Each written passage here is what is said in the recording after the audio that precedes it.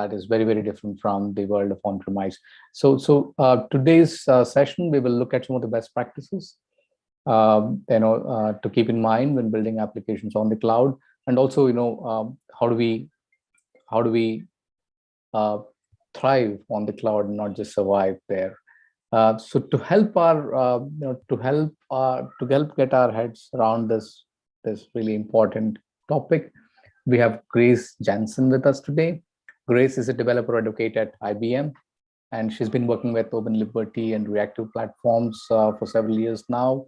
And one of the most interesting things is, Grace has an undergraduate degree in biology, and she made the rather difficult move from there to software engineering, and it is also the strength of her background, because she can bring a really fresh perspective to her projects, where she uses her knowledge of biological systems, which are really complex, right? So you can't get more complex than a biological system. She brings those concepts to simplify software patterns and architectures and stuff like that. As a developer advocate, Grace builds POCs, writes guides and tutorials to help guide users through technologies and products. And she has this really good skill of breaking down really complex things into simple abstract concepts that you could consume and then learn new things very easily. Grace also has a keen passion for encouraging more women to get into STEM and especially technology careers. So really appreciate all that you do, Grace, and we are really excited to have you join us today. So let's begin. Fantastic. Thank you so much. I'll turn my video on to say hi to everyone.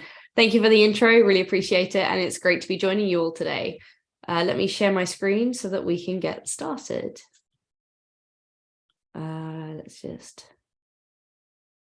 Sorry, I'm just going to have to allow screen sharing on my laptop. And tick. Okay, let's try one more time. There we are. Share my screen. Perfect. Hopefully you guys can see that now. And yeah, let me know if you can't. I'll have the chat open as well so I can see any questions coming in. So yeah, thank you so much for having me today. As has already been mentioned, we're going to be taking a look at sort of how we don't just survive in the cloud, but really how we can thrive in this infrastructure and in what this infrastructure allows us to achieve in terms of behaviors and characteristics, and enabling those as effectively as possible within our cloud native applications. A little bit about me, as has already been said, I am a developer advocate at IBM. I am based in the UK, Dutch surname, but definitely English. I can't speak any Dutch, I'm afraid. So I am based sort of in the south of England.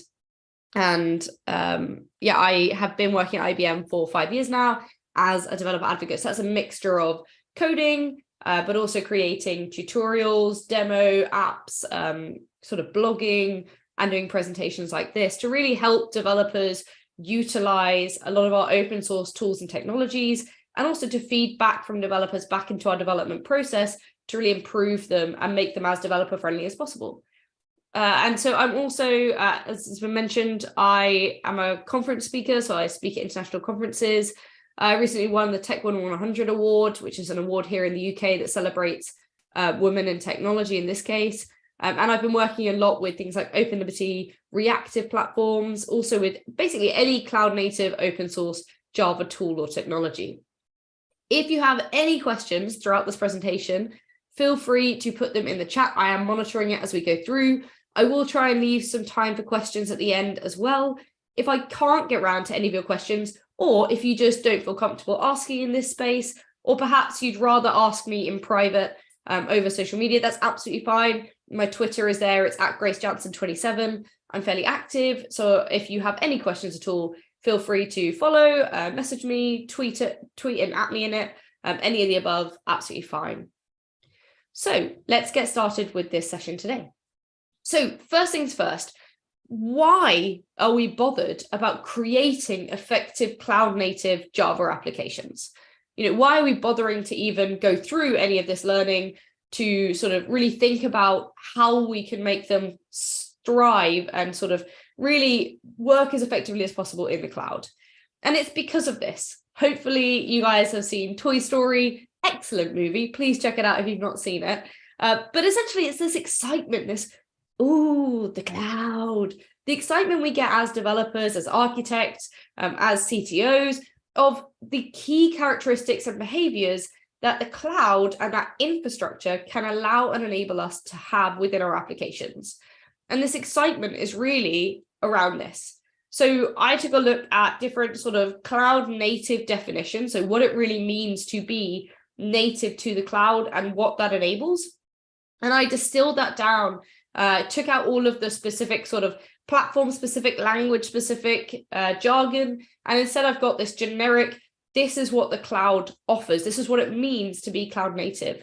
So it includes things like being able to have loosely coupled microservices, for example, having really dynamic scaling capabilities, increased resiliency if something were to go wrong, observability, so we can see what's happening in real time to our application and respond accordingly to that to ensure that we have that resiliency, that scalability, rapid deployments as well, having that speed of deployment and speed of being able to be responsive to our users, having a robust application and that utilizing that robust infrastructure and all of these other sort of benefits that we can gain.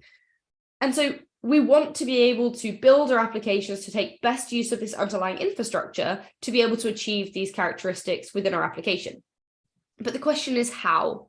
As has been mentioned, it can sometimes be difficult to be able to sort of know where to start when you're trying to make sure that either a new application or an existing application that you might be migrating to the cloud, where you start in terms of making sure that it's ready for the cloud. And often we turn to methodologies for this. Now, there are many different methodologies that you can follow. Some are language or platform specific, so it really depends on what stack you're using. The reason I like the 12-factor app methodology in particular is because really it is language, tool, platform agnostic. So it doesn't matter what you're using, this can be applied to any application. As the name suggests, this is based on 12 factors that really take you right from the very start of, okay, looking at where do you host your code, for example, all the way through to CI/CD pipelines, all the way through to, okay, now that our application is running in production, what other characteristics and behaviors do we need to be thinking about and enabling to take advantage of that infrastructure? If you've not come across this methodology before, there's a really helpful website. It's linked here at the bottom, 12factor.net, and you can check that out if you're interested in finding out more about specifically each of these 12 factors. It basically runs through, it gives you a background of the methodology, and it runs through each of the factors and gives you a bit more information about them. Looking at what the 12 factors are, this is what the original 12-factor methodology was based on. So you can see here that it really does go from sort of right from the very start of your development process, where we're looking at sort of just where do we host the code? How do we host it? Having that single code base, for example, running through to, okay, how are we configuring our application? What are we depending upon? Are we treating them as separate backing services so we don't have that coupling between them? Things like how do we build and release our application? All the way through to, okay, now that we're running in production, how are we monitoring that production environment? So this was a really great first step in how we should be thinking about building cloud native applications. But this methodology was made around a decade ago, and technology has advanced since then. We've evolved. And so it's only natural that methodologies like this also evolve alongside us as we start to understand additional factors and additional behaviors that we need to be incorporating into this methodology to ensure that we're covering the entirety of what it means to be cloud native and how to take advantage of that infrastructure. And so this original 12-factor app methodology was converted into the 15-factor app methodology by a guy called Kevin Hoffman at Dynatrace. So really the idea here was to evolve the original 12 factors to either make them more specific or perhaps broaden them depending on each individual factor, and also to add 3 important additional factors to this. Now, I'm not going to make you read through them all and guess which ones are the new ones. I've made it really easy. They're the ones highlighted here. And we'll go into each of these additional factors in a bit more detail to understand why they were added and also sort of what they mean and what it means for us when we're developing applications. Now, importantly, as I mentioned, it's not just these additional factors that were added. Some of the original factors were also edited slightly or made more specific. So one example here is the fact that we have, instead of just code base for the first factor, we now have one code base, one application. So really making it clear and transparent that we should be having one code base for each of our applications. But from that one code base, we can have many different deployments to QA, to staging, to development, to testing, to production. But we have that one-to-one relationship between an application and a code base. So we have that single source of truth, that single place that we're storing the code that we can then turn into multiple different deployments by changing our configuration, for example. So really making that a bit more specific in the title there. We've also got edits like, for example, instead of just having build release run, we've now got the addition here in step number 4 of design build release run. So we've added in that design phase here to really understand the fact that when we are creating applications, we need to be spending time and resources thinking about how we're actually designing that application first, instead of just diving into actually building and creating that code, so that we're really thinking about how are we interacting in this ecosystem of microservices, and how are we going to be interoperating with other microservices, maybe third-party services, and how we're going to be designing that so it works effectively.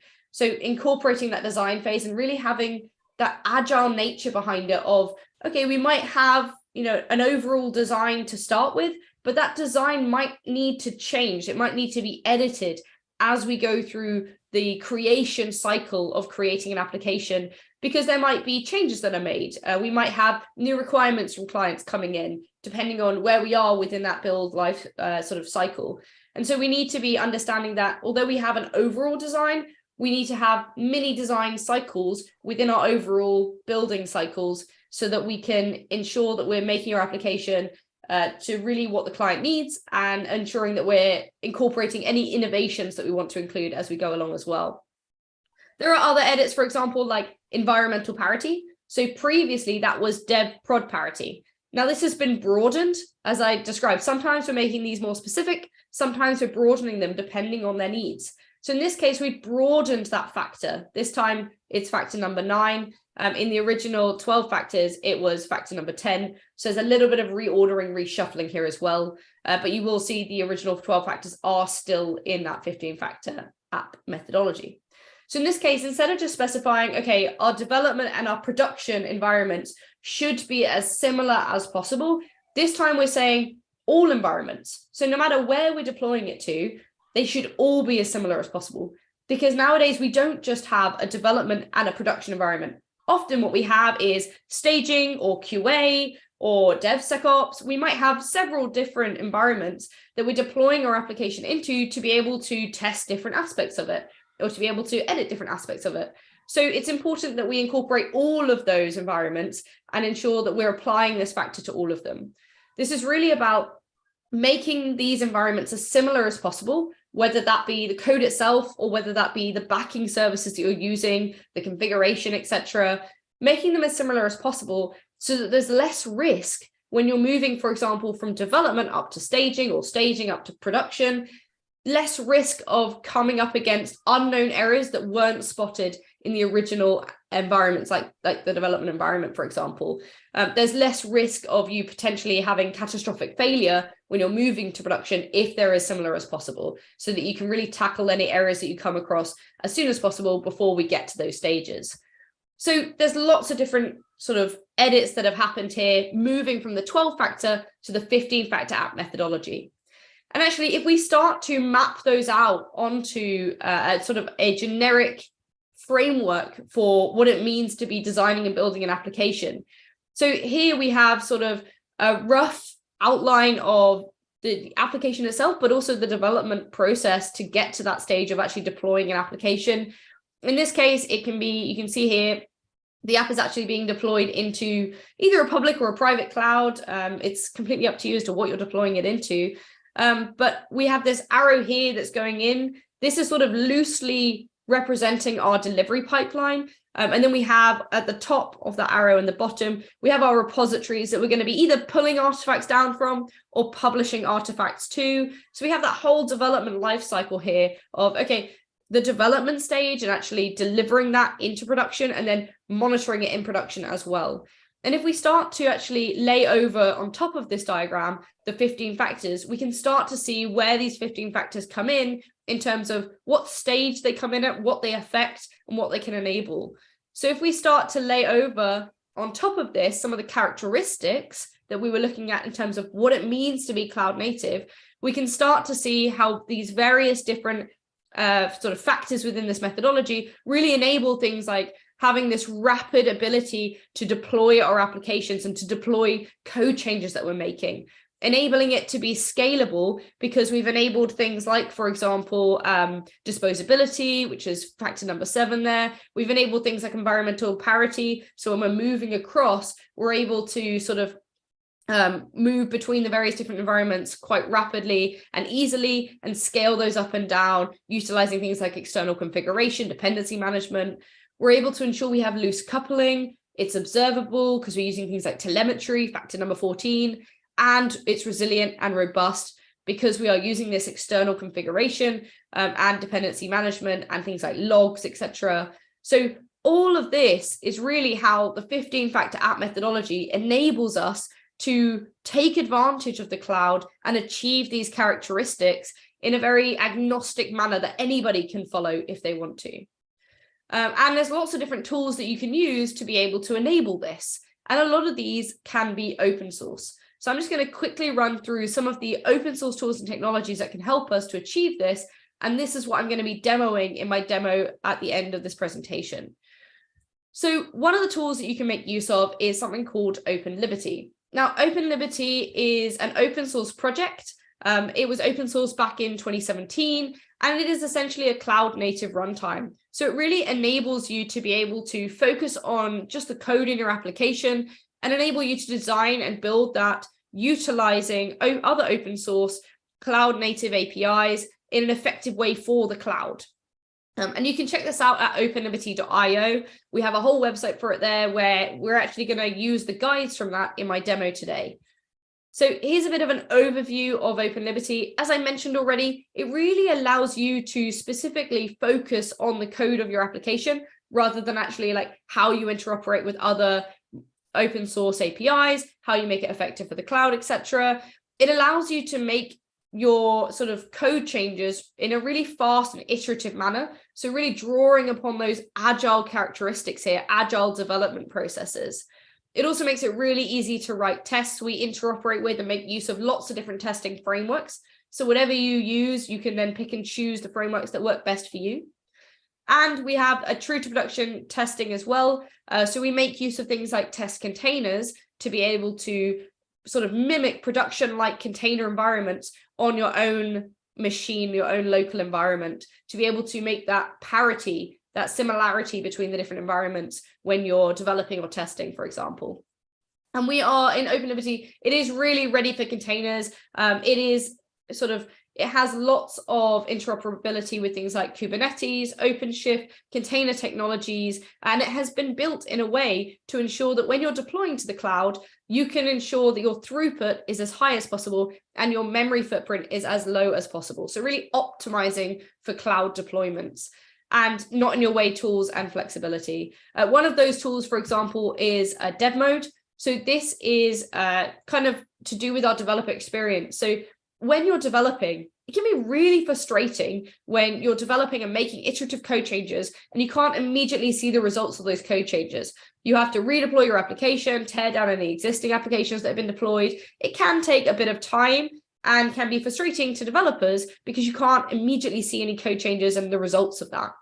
To help resolve this issue, we've introduced dev mode, which essentially gives you immediate feedback for any code and configuration changes you might make to the application.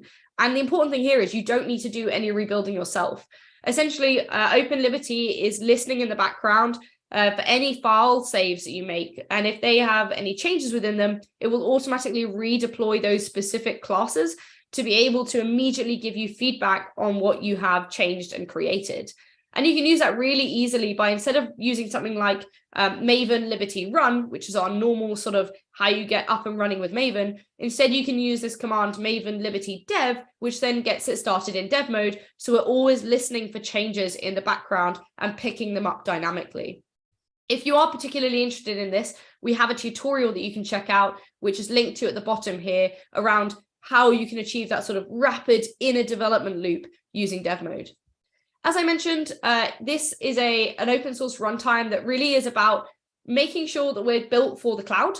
And to do that, we basically allowed you to choose which features you want loaded into each server instance. So you can make it very specific to your application and only load in the features that you're actually making use of, instead of having all these features automatically loaded in that make it a bigger memory footprint, for example, that you're not even using. So it's designed to be really a just enough application server, just what you need and nothing more. We have a lot of API support, and we'll get into some of these APIs to be able to explain some of those additional 15 factors. So things like microprofile, Jakarta EE, we also interoperate with obviously Java EE as well. And we're quite proud that actually in Open Liberty, which is a product I helped to develop, we are usually the first to certify in lots of these different API specifications. So we've got lots of different tools that we can make use of within Open Liberty to enable each of these 15-factor within the 15-factor app methodologies, including things like integration with IDEs, whether that be, whether you use Visual Studio Code or Eclipse or IntelliJ. We have interaction and interoperability with all of them, where we have sort of extensions that you can use to make it easier for you to develop. Obviously, we've got dev mode as well. We interoperate with lots of different APIs, including things like Spring Boot. So there are actually performance benefits that you can gain by running a Spring Boot application using Liberty instead of Tomcat. And if you're interested in that, we have some articles that I can link you to afterwards to show you that performance benefit. Obviously, we interoperate with repositories as well to make it easier for you to make use of those. Build tools, you can use either Maven or Gradle or even Ant if you really want to. But obviously, those are some of the most popular ones. And as I mentioned, lots of different testing tools that we enable as well.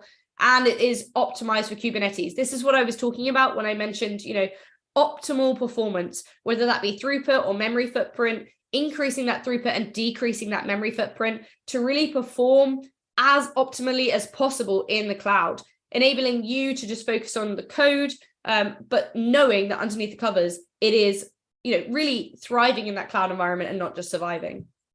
Now, I mentioned there are various different APIs that we also can make use of, and these, specifically the ones I'm showing here, are open source. So you can make use of them without any need for a license or anything. So Jakarta EE is one of them. This is essentially what was sort of carried on from Java EE. And this is an open source cloud native Java, really powered by the community, developed by the community. And there's lots of different people who are contributing to this, including individuals, but also lots of different participant members, whether that be JUGs, so Java user groups, and also other companies as well, which you can see here.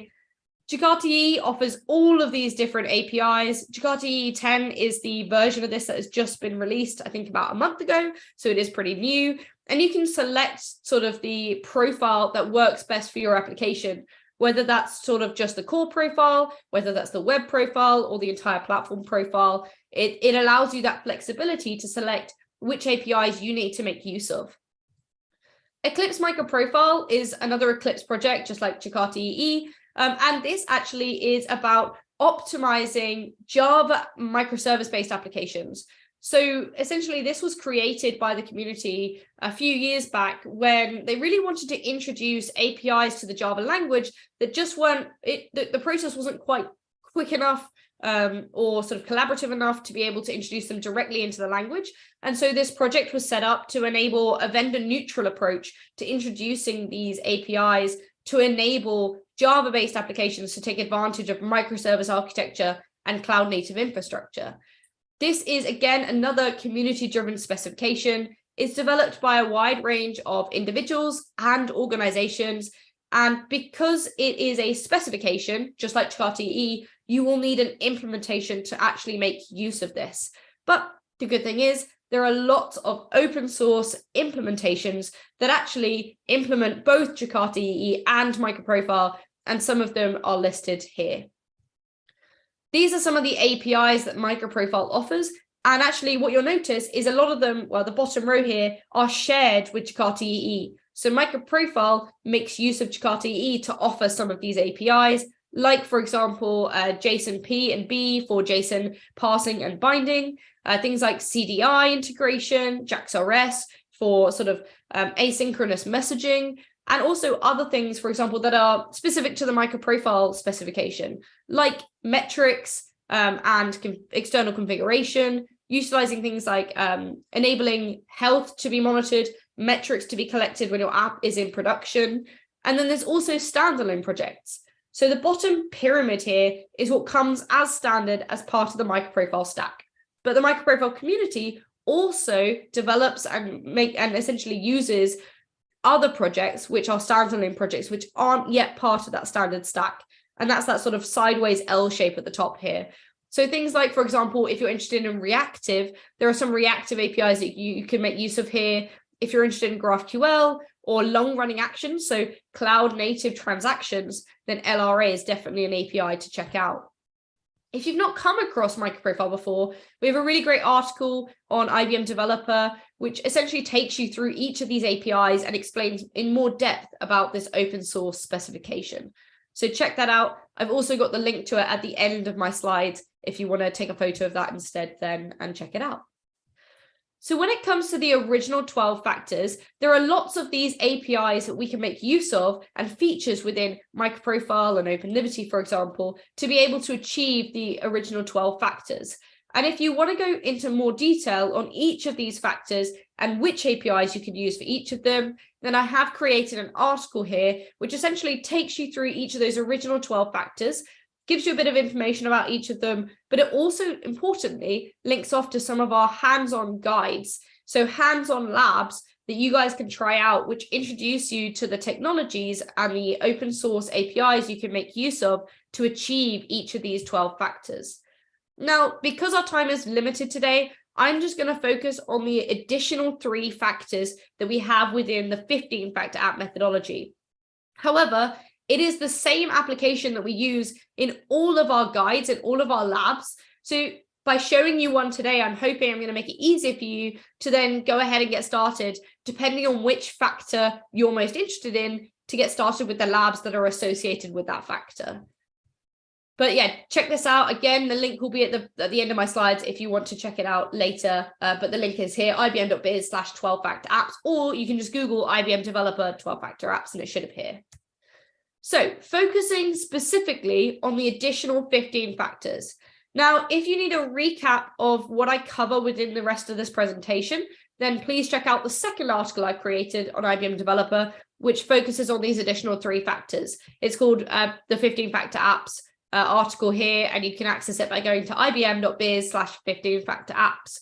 This essentially, again, it summarizes each of those additional factors and links off to the relevant guides. So if you don't quite capture where the relevant guides are from my presentation, you can always access this as well. So the first additional factor that was added is API first. What does this really mean? Well, it's important to note that some of the factors within this methodology don't necessarily map to specific physical requirements that might be imposed by the cloud.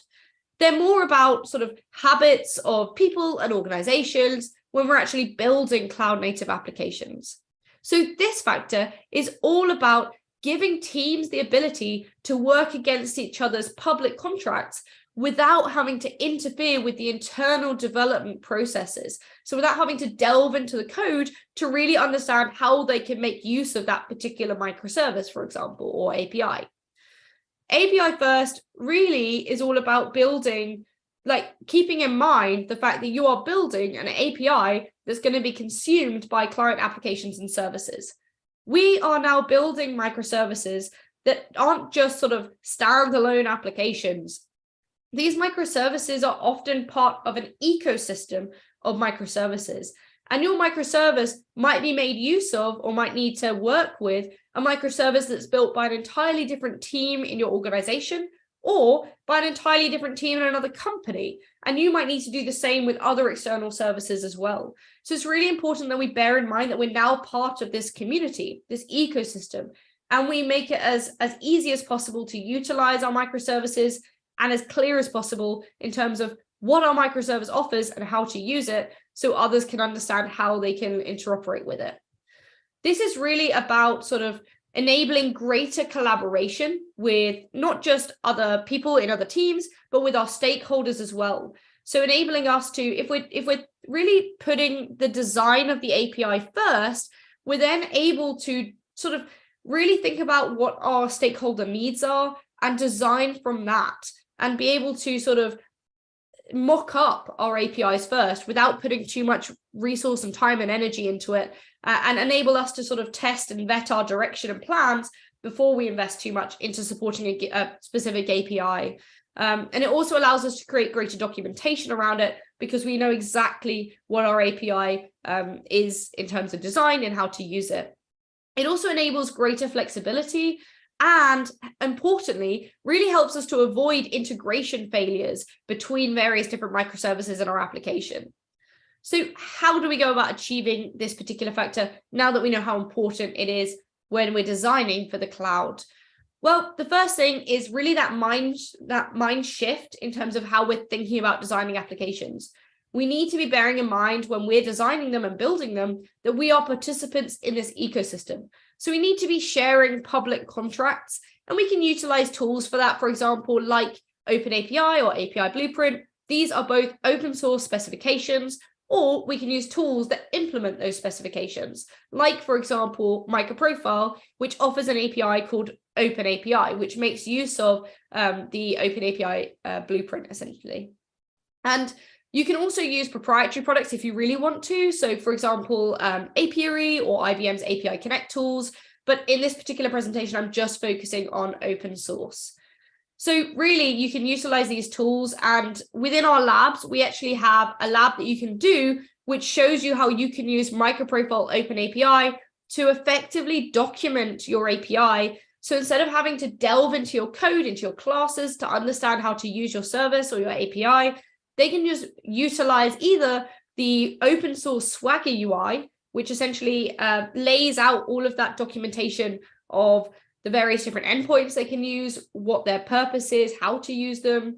You can use that Swagger UI, or just utilize the OpenAPI tree within sort of your development environment to be able to understand how they can utilize your API. So that is a really great lab to get started if you're interested in this particular additional factor. We've also got the next additional factor, which is telemetry. So for those of you who are really keen-eyed, or maybe you already know the 12-factor app methodology, you might be thinking, yeah, but we had logging already listed in the 12 factors. Why do I need telemetry in addition to logging? So actually, logging is a really good start, but generally it's a tool that you're using during development, so you can kind of diagnose errors and code flows. Logging is really typically orientated around that internal structure of your app, rather than reflecting sort of real world customer usage, what it's like in production. So basically, logging is how you collect data about your app in the lab or on your local machine, whereas telemetry, on the other hand, is how you collect data once the app has been released into the wild, once it's in production and you have customers using it, and you want to find out how the application is behaving in real time. So this is about, the fact that when we were originally building applications that were perhaps just working on-prem or on our workstation, we had the luxury of being able to inspect the inside of our application, execute a debugger, and perform hundreds of other tasks that gave us sort of this deep visibility into our app and its behavior. We don't have this kind of direct access when we are deploying to the cloud and using cloud infrastructure, where we've got distributed microservices. So this is where we need to be using telemetry and monitoring tools to be able to effectively collect and understand and monitor data about our application to gain these insights again. So the types of data that we'll be collecting from our applications when it's in production are things like application performance, whether that's it could be, for example, the number of HTTP processes that you're doing per second. We'll also be collecting things like domain-specific telemetry. So, for example, how many products were sold in the last 20 minutes? Or we might be collecting health and system logs, or a combination of all of these. So really, this is about understanding how our app is behaving in real time, because this is really important because our applications are more complex than they've ever been before. And we need to be understanding how they're behaving so we can potentially tackle any issues there might be before they affect our customers and potentially make our application unresponsive or crash or put revenue at stake, which is obviously really important. So how do we achieve this one? Well, as I mentioned, it's about collecting the right information, the right data, and being able to understand that data as it comes in. So in terms of collecting the data, we can use several different APIs. Two from MicroProfile that we can make use of are MicroProfile Metrics and MicroProfile Health. Health really allows us to collect important health information about our microservices. Is the microservice healthy or is it not? If it's not, we should be doing something about it. And metrics, how is our application performing? It might be healthy enough that it's up and running, but is it performing optimally? Are we having more throughput through it than we really should be? Should we be creating a replica microservice to help with that throughput, etc.? So really monitoring important metrics about each microservice. And as I mentioned, it's all well and good collecting this information, but we actually have to be able to understand it and do something about it. So utilizing visual graphic tools to be able to visualize this information and easily see changes over time is really important. And we can use things like, for example, Grafana dashboards to be able to do this, to be able to see visual trends in the data and act on that information as soon as it comes in. So really keeping an eye in live time on our applications. And we've got several labs for this that you can take a look at. So if you're interested in trying out MicroProfile Health, then definitely check out this lab here. If you're interested in the metric side of things, then we have a second lab that you can make use of called Providing Metrics from a Microservice, again, utilizing MicroProfile. Moving on to our third and final factor that's been added in the 15-factor app methodology is authentication and authorization. Now, I was really surprised looking at the 15-factor app methodology versus the 12-factor app that actually in the 12-factor app methodology, there is literally no mention or discussion of security, which I think we can all agree is a very vitally important part of the development process in creating applications that thrive in the cloud, especially given all of the recent events around Log4Shell, Log4j, etc. We all know how important it is to have a secure application. So this is why this factor is so important. This is really about knowing who is accessing your application and are they authorized to access that particular service or endpoint or API within it. So this factor is about adding additional security to your applications through the use of authentication and authorization of users. And the reason it's been added is really because we need security when we're developing applications. How can we enable this? Well, in an ideal world, all of our cloud native applications would be securing all of their endpoints with RBAC, which you can see sort of in this diagram here. RBAC stands for role-based access control. So it's really about each request for an application's resources, we should be knowing who is making them and the roles to which that consumer belongs. Do they belong to a role that is authorized to use that particular service, for example? And to do that, we can, the first step is really to make sure we are using RBAC. So have you secured each and every endpoint using role-based access control, and make sure that those roles that you've created are actually, that they are sort of distinct enough and different enough that they are effective. So it's not about making sure nobody has access or everyone has access. There is a scale, and it's about making sure that scale is effective for your application, making sure there's enough intervals on that scale for each type of user that's going to be using your system.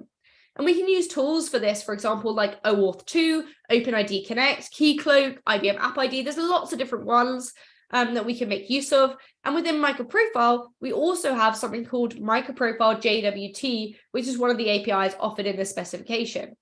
JWT stands for JSON Web Tokens, and it's essentially web tokens that allow us to be able to store session information about a user, to be able to authorize them, authenticate them, and verify users. So adding in the security aspect to cloud native Java applications. And we have a lab on JWT if you'd like to get started with it. This one takes a little bit longer just because, as with lots of things with security is a little bit, takes a little bit more effort and steps and it can take a little bit longer to be able to get through this lab. So this is 25 minutes versus the 15 to 20 minutes you've seen for the other labs that we have. But a really interesting lab for you to take a look at, especially because of the importance of security. Other labs that you might be interested in, for example, are things like that relate to some of the other 12 factors. So things like configuring your microservice and making sure you have external configuration instead of having configuration within all your classes that you have to change every time you want to deploy it to a different environment, for example. By having that external configuration, you can easily update all the configuration at once and easily do that between environments, between users, etc. So that can be really important.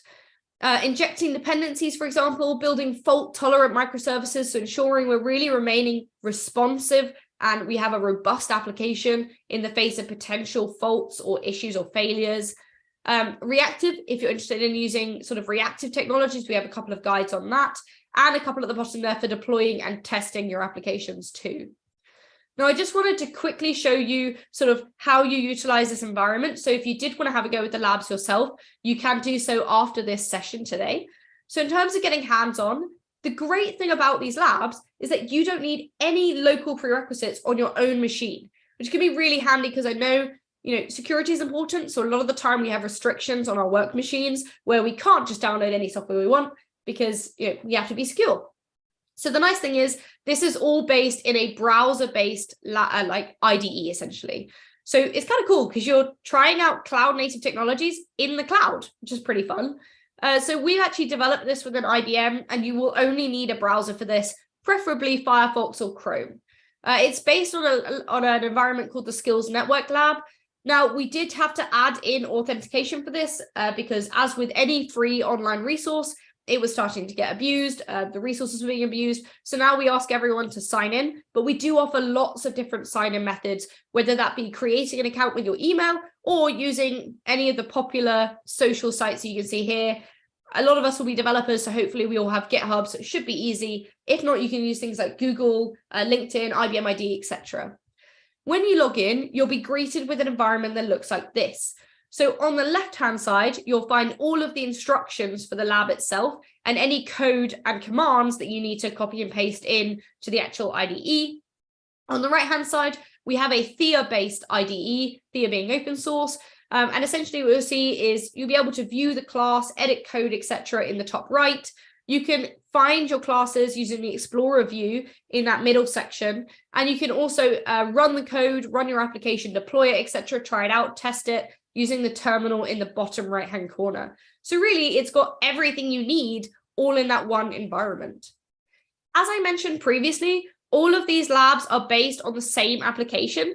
This is really to make it as easy as possible for you to get stuck in learning the new technology rather than having to learn what each app is doing as you go through each guide.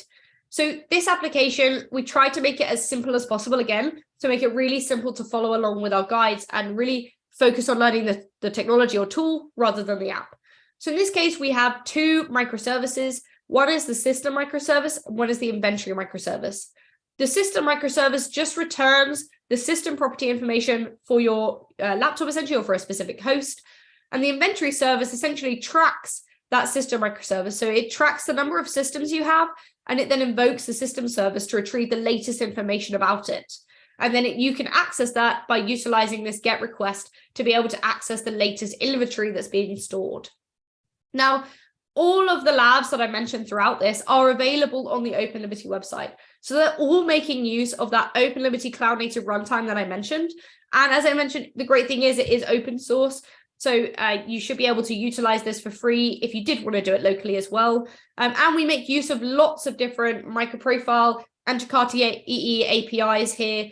In fact, there's pretty much one for each of the guides here. And then we also have additional guides here for other third-party APIs or tools that we also integrate with. For example, test containers. So if you're interested in trying out testing in a production-like environment, so having that container environment on your local machine to test in a way that's more similar to production, then definitely check out the test containers guides that we have on this website too. But you can find them all at openliberty.io/guides.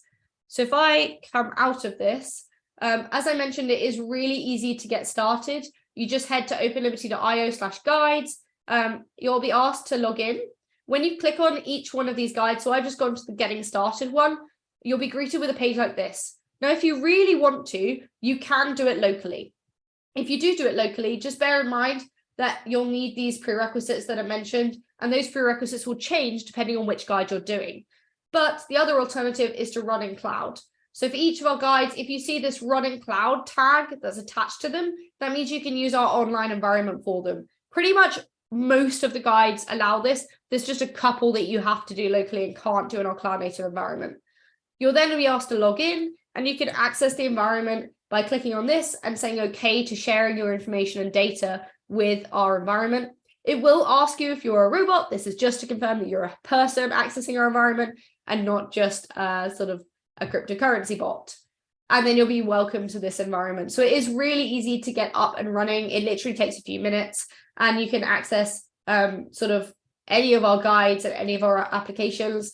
The nice thing is that all of these are open source. So if you wanted to check out the code for each of them, you can visit sort of the second or third page on the guides, and it will tell you the GitHub address for the open source code repo, where you can go and check it out, open issues if you have any errors with any of this or suggestions for improvements. We're always looking for more open source contributors. So it's a great way to check them out there.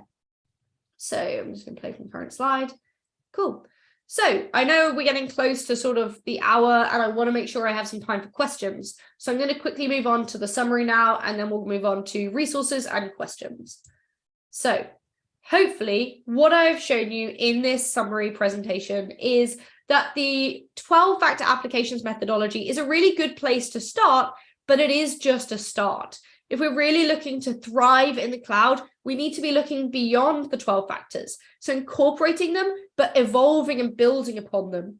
Things like the 15-factor app methodology, and also any others that evolve out of that as we understand more about creating applications that are designed for this infrastructure. The 3 additional factors we need to be aware of are API first, telemetry, and that's an important security factor as well. And I'm afraid there's no excuses for trying these out. There are loads of different open source tools and technologies that are available to help you get started with each of these. So hopefully an action that you can take away is really to evaluate your own application against each of those 15 factors, or if you're building a new application right from scratch, utilizing the 15 factors as a guide to really consider what you could do to enable your existing application or your new application to really and truly thrive and not just survive in the cloud. I mentioned resources throughout this presentation. They are here again, just as a summary slide, if you wanted to take a screenshot or visit these yourself. So we have the 12-factor article, the 15-factor article, and also some of our other sort of deep dives. So if you wanted to go through an end-to-end tutorial, we have the Open Liberty Deep Dive, which combines some of our guides to take you on a journey right from the very start of having no application, using our starter project, all the way through to deploying that in the cloud. So it's a really great tutorial. It takes a few hours because it is quite long, but a really great resource in that bottom link there. We also have some links here to some of the open source projects I mentioned. So if you've not come across MicroProfile or Open Liberty or things like Jakarta EE before, then definitely check out these resources and some of the starter projects, which make it really easy to get started trying out these technologies yourself. And if you'd like to comment on any of this, learn more about Open Liberty, or just hear from us in terms of our news and what we're doing, then please check us out on social media. We're on both LinkedIn and on Twitter as well. And you can find us by searching Open Liberty IO on either of those social platforms. So with that, I'm going to say thank you so much for sticking with me throughout this presentation today. Hopefully you'll have learned something interesting and useful that you can take away and utilize in your own applications, trying to make them effective in the cloud. I've got about 9 minutes, I think, for questions. So if there are any questions, please feel free to either come off mute or put them in the chat. But as I mentioned before, if you are sort of shy, you don't want to ask questions now, or you think of one later on, then please feel free to reach out to me on Twitter at my handle, GraceJansen27. Thank you so much for listening. Are there any questions? Grace, that was a brilliant session. Really enjoyed it myself, and I would think everybody else would have had the same feeling. Just a couple of questions that got sent to me. I prioritized some of them. Yeah. We'll start with the more general questions. Okay, so there's this question that often comes up about a new framework, right? So compared to other frameworks, what's open liberty like? How easy is it to pick up? How easy is it to kind of build? I mean, the follow-on question for this is, for somebody to build a production application, so is it really there? Yes, yeah. So Open Liberty so essentially where this all came from is Open Liberty is the open source version of Liberty, which is the runtime that we built within IBM, really for the cloud. And we have loads of different customers within IBM running Liberty in production. In terms of the differences between Open Liberty and Liberty, there are only a few feature differences in terms of the technology between the two. Open Liberty is pretty much the same, almost as Liberty. It's just when our customers are buying Liberty, they're buying that all-important support with the technology itself. So actually, Open Liberty is ready for you guys to pick up if you want to be using it in production.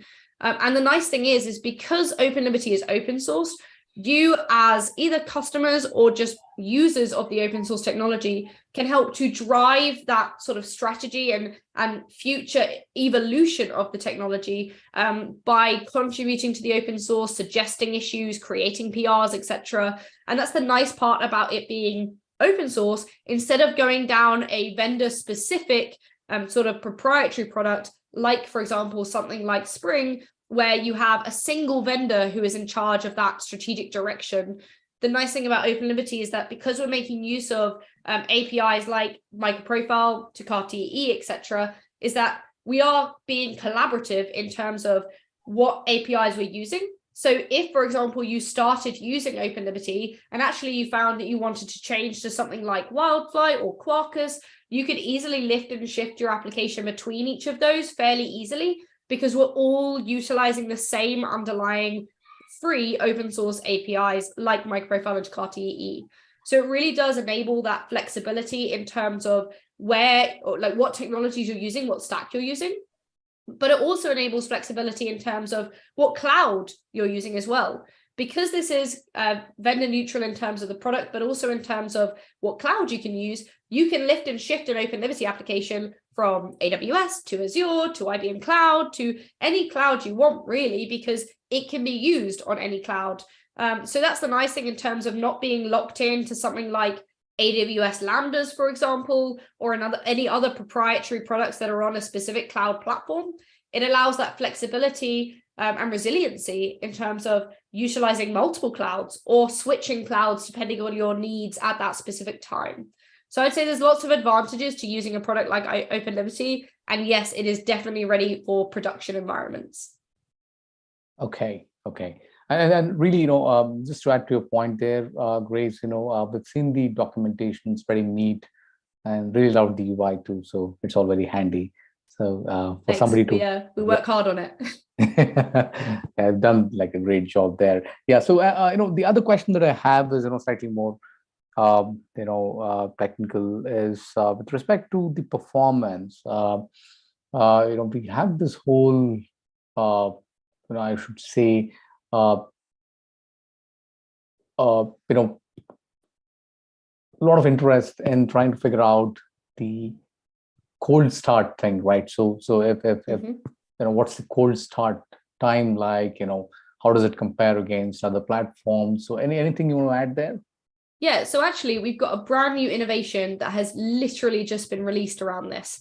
So this is called Instant On. So it's a Liberty feature. So it's within Open Liberty that really allows you to make use of startup times that are similar to serverless. So to something like a native image, for example. So if you're familiar with things like GraalVM, you've probably come across the fact that you can have really, really quick startup times when using something like GraalVM. However, they come with disadvantages in terms of you can't use a traditional JVM, for example, which itself comes with performance benefits like throughput and memory. However, with Instant On, what we're enabling is essentially we're using a snapshot of the JVM to allow you to start up that application from the snapshot instead of from cold. And what this enables is much, much, much faster startup time once you've done that initial first startup, to be able to utilize sort of more serverless style startups without having to compromise on not using a JVM, for example, and still having those benefits in performance of a JVM. So definitely check out all of our resources on Instant On. If you Google Liberty Instant On or CRIU, UI, is the acronym of the underlying open source technology we're using to enable Instant On. It is a really exciting new area that you can check out that I would definitely recommend if startup is important to you. Okay, great. And this is my question. So I'm surprised to find telemetry in the list of factors that got added later. Yep. But why? I mean, what were they thinking? Why was it in the first 12 factors? I would think that should be really there, right? Yeah, I was surprised myself. Like, security should have been there, telemetry should have been there. I was like, what? How? But I think this all comes from retrospect, right? We have so much more experience and understanding of what it takes to really make an effective cloud native application that we often forget just how naive we were, say, a decade ago, because you got to remember the 12 factors were written about a decade ago. So really, telemetry is important, like you say. I think previously there might have been this assumption that logging was enough, but really, as I mentioned before, logging is about more on the development side, on the local machine, on understanding how the application is behaving in the lab, not in production, especially when we have distributed microservices. And that's where telemetry is really important, and why it was such, like you say, almost an obvious addition to the original 12 factors. Yeah. Right. Yeah. So great. So, Grace, I just spend like the next 2 minutes, really thanking you for doing a phenomenal session. Really, this one's for the keeps. And I'm sure after the session we'll have like a recording, a slightly edited version of this recording. That will be posted on the social media channels, and this will be such a great resource for several programmers, even those who didn't attend today, who are part of the Starof community. I really thank you for putting this together. So brilliant session overall, and thanks for the energy that you brought to the session. So really made it special. Thanks so much, and I appreciate everyone joining me today, and hopefully it's useful. Thank you for having me.